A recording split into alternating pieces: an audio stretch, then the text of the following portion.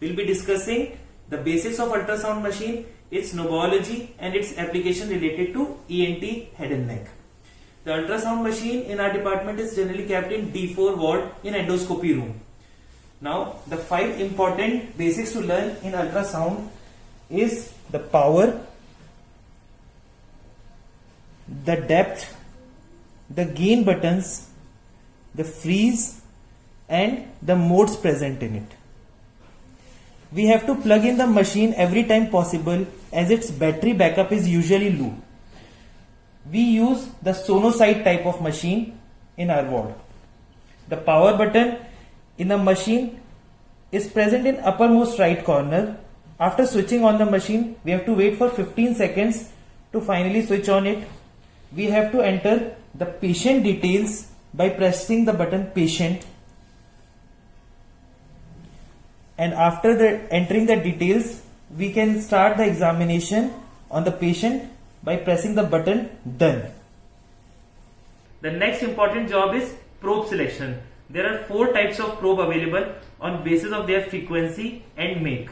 The 4 probes are: first is curvilinear probe, which is a low frequency probe from 3.5 to 5 megahertz. The second probe is a echo probe or a phased away probe used in echocardiography. The third type of probe is intracavitary probe for transvaginal examination or intraoral examination in cases of peritonsillar abscess. What we have available is the linear or vascular probe. It can have length of up to 25 to 61 millimeter. The probe available to us is of a high frequency from 6 to 13 hertz. The basic physics of frequency is higher the frequency, more is the resolution of the image and lesser will be the depth of penetration in the body. We generally use linear probe mainly in head and neck for intravenous line placement, central line placement to check for abscesses or cellulitis, foreign body, and to examine the salivary glands and the thyroid glands. The principle of ultrasound machine is that this transducer probe has piezoelectric crystals which, when electricity is applied, these crystals move and produce sound waves at ultrasound frequency, which is more than 20,000 kilohertz. These sound waves travels in the body and reflected back to the crystals again. They transduce these acoustic waves back to electrical energy and the machine plots it as grey dots on screen. The velocity of sound varies with stiffness and density of the medium. The more the stiffness, faster the wave travels and brighter the dot is. Brightness in the language of ultrasound is called as echogenicity. Thus, hyperechoic structures are more echogenic than the surrounding tissue and vice versa. Anechoic lesions are devoid of any echoes and are jet black. The principle of reflection also measures the depth of a tissue. The time wave takes to return to transducer gives the depth of image. To know the anatomy of transducer, there is an indicator.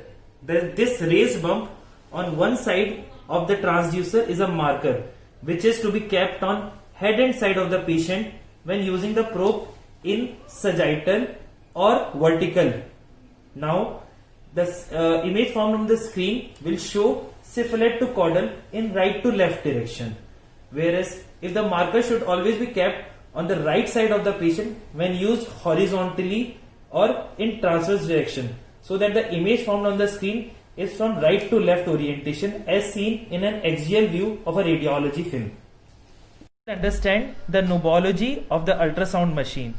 First, we press the patient button and enter the patient details on whom the examination being conducted. After entering all the details, press the done button.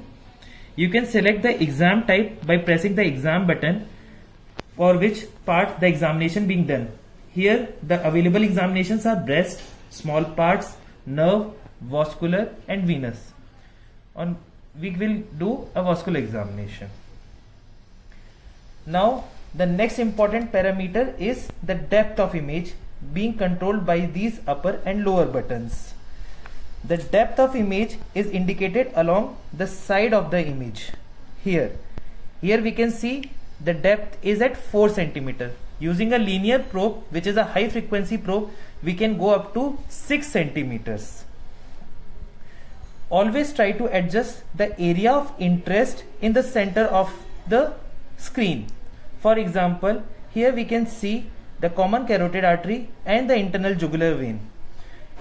To make it shallow, we'll press the up button, and we can add. Now you can see the depth is at 2.7 centimeter and the area of interest is in the center. We can increase the depth by pressing the lower button, and we can go up till 6 centimeter. We can change the resolution and penetration power of the image by these two buttons. Here you can see there is the general button. The upper button is for making the resolution higher of the image, and the penetration to increase the penetration of the sound waves. The next important parameter is the gain. Gain is nothing but the image brightness that is produced on the screen.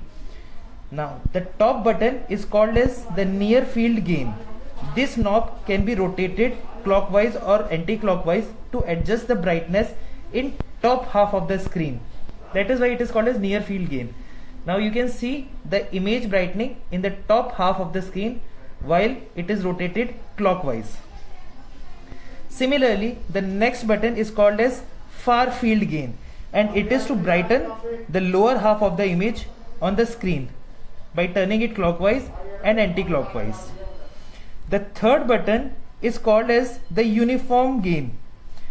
It is overall field gain and can be adjusted to make the gain or brightness perfect on the screen. If we don't want to use it manually, we can press the auto gain button, and it will automatically adjust the brightness of the screen. This is a parameter which is seen in Sonosite USG machine. Now the next tool is freeze tool.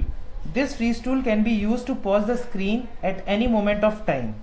On the freeze screen like this, we can use the caliper tool to measure the diameter and distance of various structure.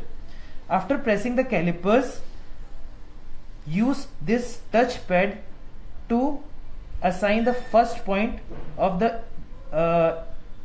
structure whose distance is being measured.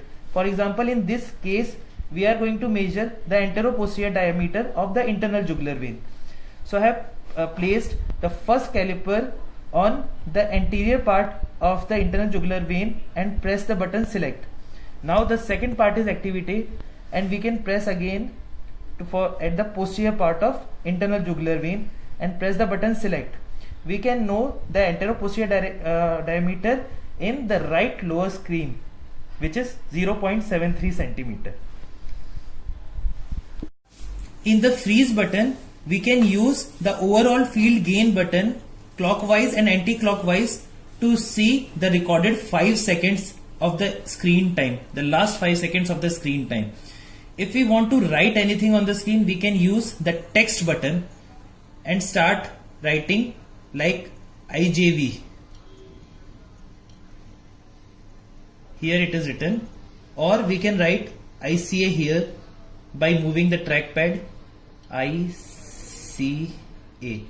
We can put a arrow button also at the required location by pressing the arrow button, and we can save this image by finally pressing the save button, which is being recorded in the inside memory of the ultrasound machine.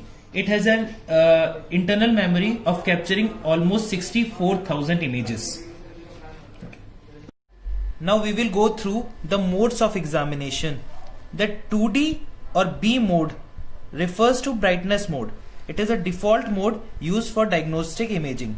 It converts amplitude of ultrasound waves in image using a grayscale converter, as you can see on the screen. This is the grayscale converter.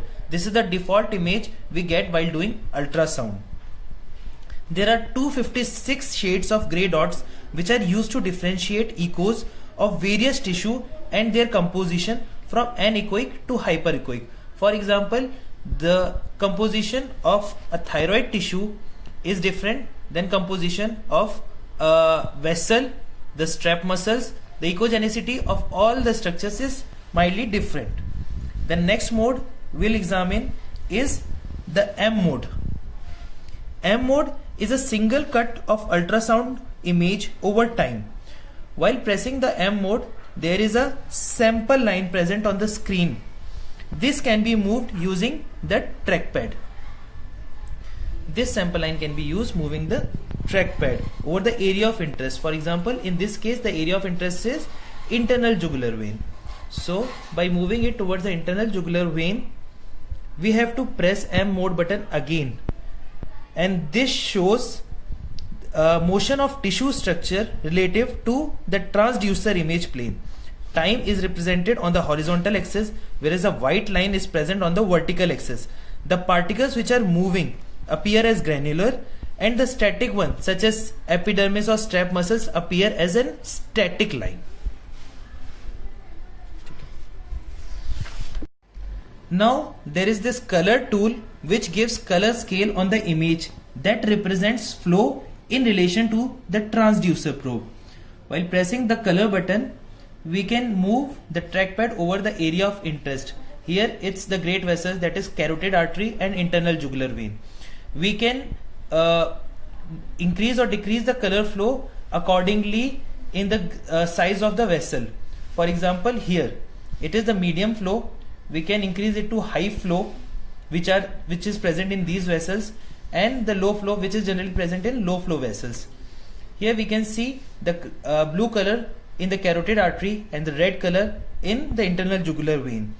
Red represents the flow towards the probe and the blue represents flow away from the probe. Thus arteries need not be red and veins need not always be blue.